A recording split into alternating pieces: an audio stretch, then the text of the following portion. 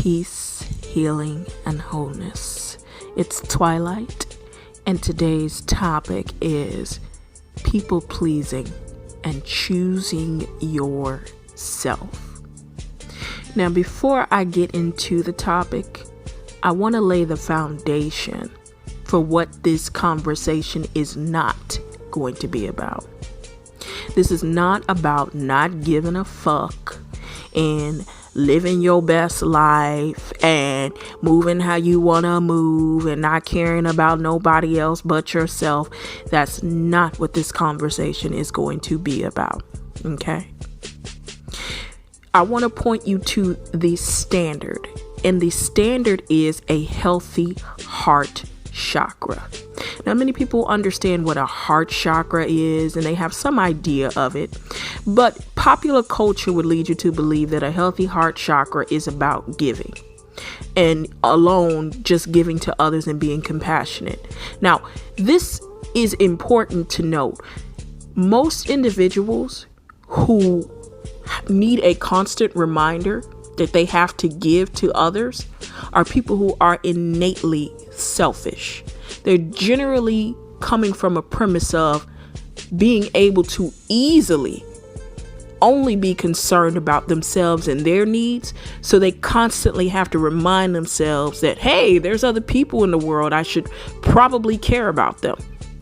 And so they beat the drum of, well, you should be more compassionate and giving. And this is the things that I do that make me appear to be compassionate and giving.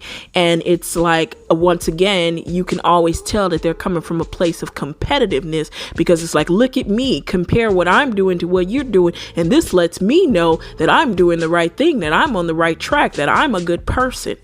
Now, if you are innately a good person or innately a person who has empathy and can consider others very easily, you don't need these kinds of constant reassurance that you're actually going out and giving to others in a even manner. So what I also want to state is a healthy heart chakra is not just about giving to others and being compassionate to others and showing love to others, but the key component is also being able to give to yourself, being able to be compassionate to yourself, to be able to practice forgiveness for self. And many people are not able to, 1, forgive themselves, 2, be compassionate with themselves, 3, be gentle with themselves, but they can easily go out and give this to other people. What a conundrum. There are people who will tell you that you're doing a great job because you give so much to other people, but you're going home depleted. It's deteriorating your mental health. It's deteriorating your vibration. When your vibration becomes deteriorated because you are giving out more energy than what you are putting in, then you will notice that it will cause you to have illness, physical, mental, or emotional. It eventually will manifest itself. And you can almost see the light being drained from people. And they become very addicted to helping others. And you will notice that it seems as if though they're giving to others, but they are so depleted and so drained that the mere fact of giving to others is an addiction that they have that allows them to feel like they're getting back what they put out there, when in all actuality it's just a quick fix. It's just a quick high. Oh, I gave to this person and I gave freely to this person and now I feel on high. But normally it doesn't last very long, and then you have to keep giving like any other addiction.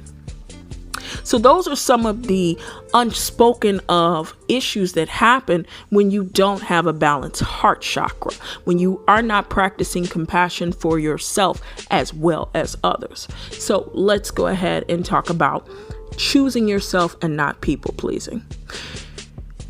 One of the main things is that when you are a person who naturally self-neglects and naturally gives to others in excess and does not ask for much in return, These types of things can lead you down the path of a descending mental health or a descending emotional health.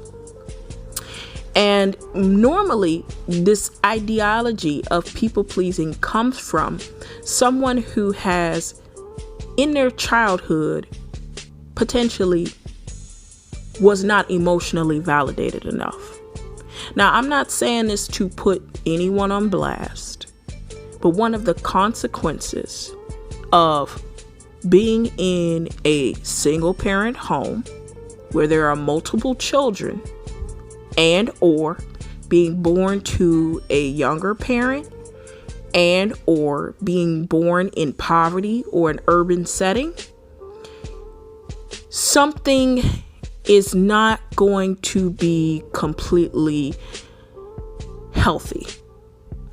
Because of the nature of the situation, it does not allow for the consciousness of the child to emotionally develop in all manners of healthy ways. And I'm going to explain to you why.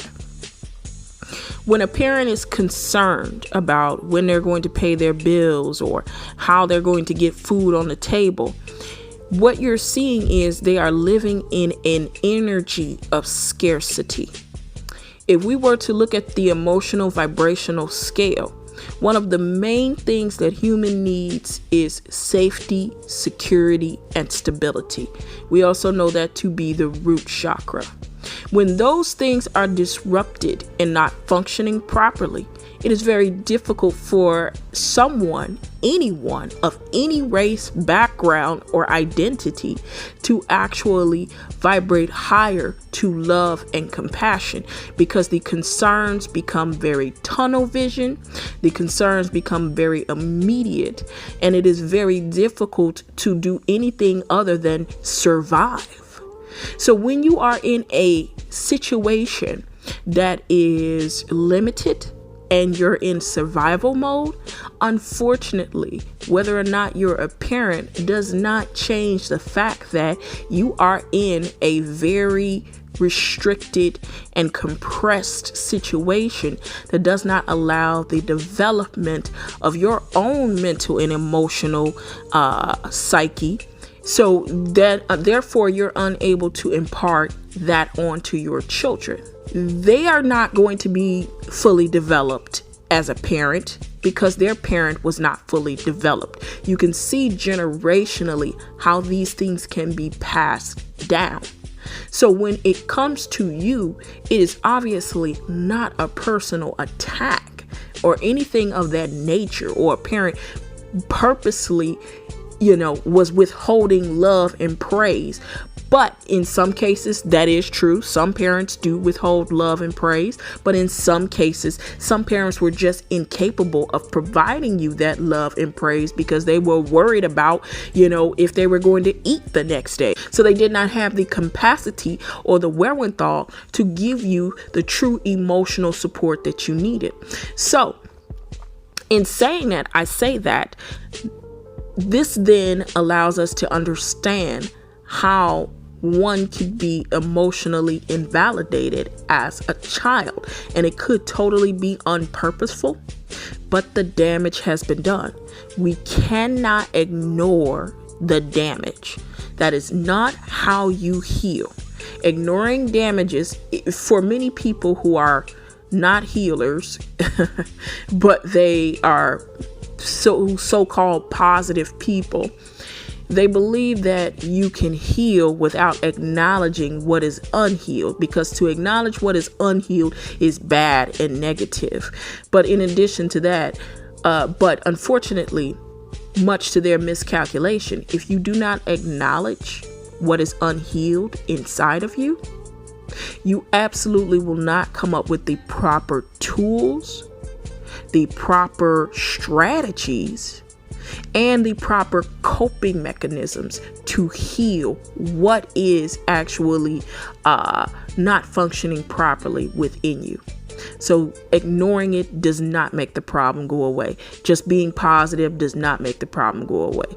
That is a very ignorant statement, And many people will assert that this is the way that you will do it. And it is unfortunately fortunately, it's absolutely untrue. So with that said, when you are emotionally invalidated as a child, you become a bit of a people pleaser. It can become a situation where you want to please your parents so bad. You can run around trying to get that A on your test or your exam.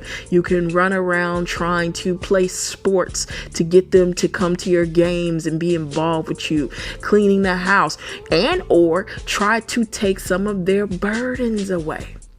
If you ever had a parent who was a constant complainer, constantly in some sort of pain, and almost somewhat blamed you for their inability to be able to move about life the way that they wanted to, you will innately learn how to be a people pleaser, because what child does not want their parent to be happy with them?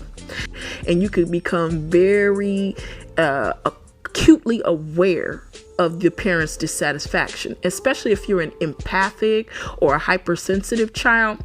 The different wavelengths of an unhappy, dysfunctional home, you can interpret very easily. And because of that, you could become very cognizant of or become very anxious whenever there is a negative vibration around you, and work to seek to resolve that problem, even if it's not your responsibility.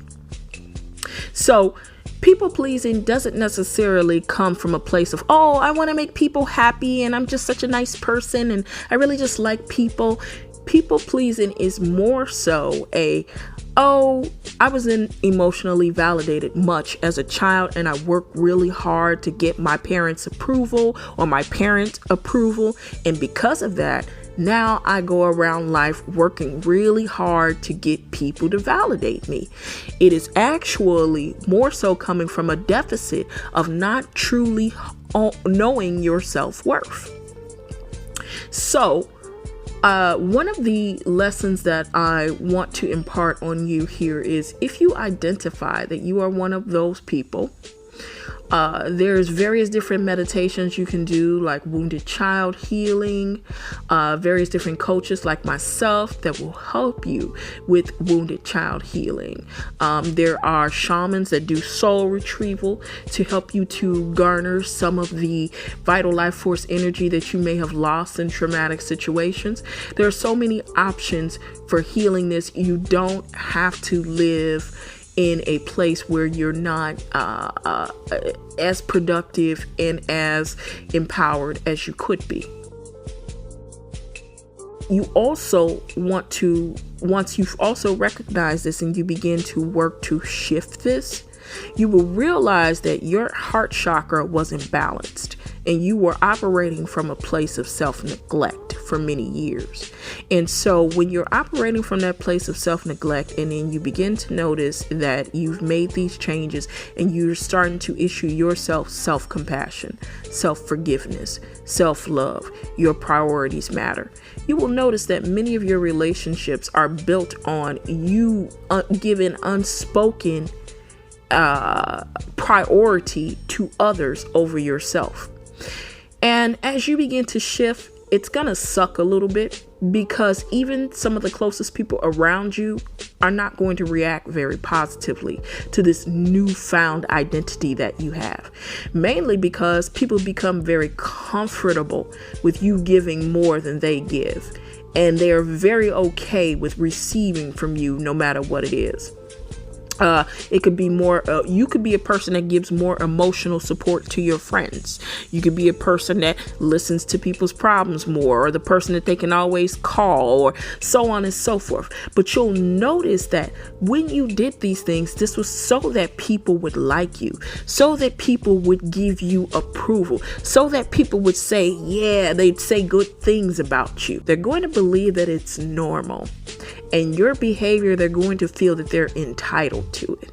And that entitlement is going to block them from ever feeling appreciation. This is when we get into empaths who tend to attract narcissists.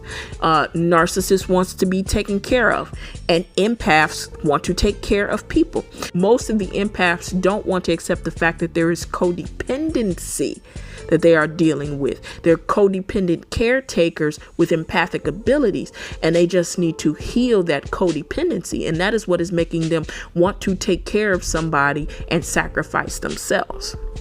So I want to bring to your attention that it's going to suck a little bit.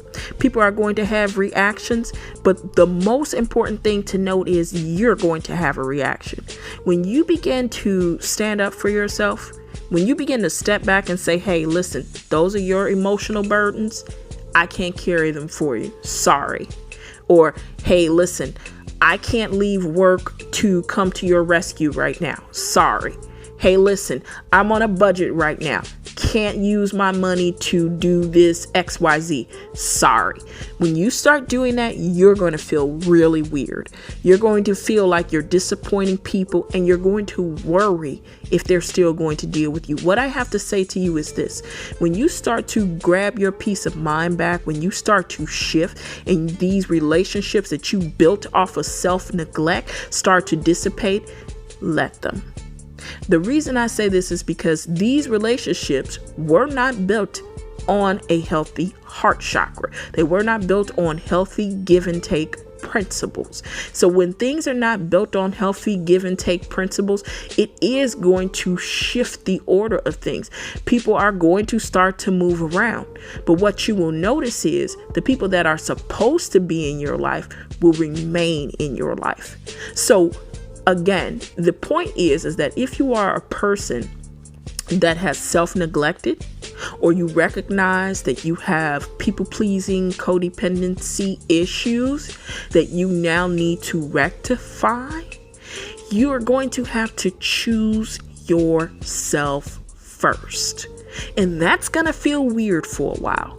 Setting healthy boundaries is going to feel weird for a while, but you are going to have to feel the feelings of discomfort and do it anyway. People are going to beat the drum of why you should continue to overgive and overextend yourself, and that is such a noble thing. You need to block that out, because you know what's right for your healing right now. Whatever their pathway is, maybe they're super selfish people who actually need to learn how to give. You don't have that problem. So since you don't have that problem, you know it's time for you to learn to give back to yourself. But things will shift and change, and they will most likely shift and change for the better. I'm almost 99% sure of it. Okay? So this is Twilight saying peace, healing, and love yourself.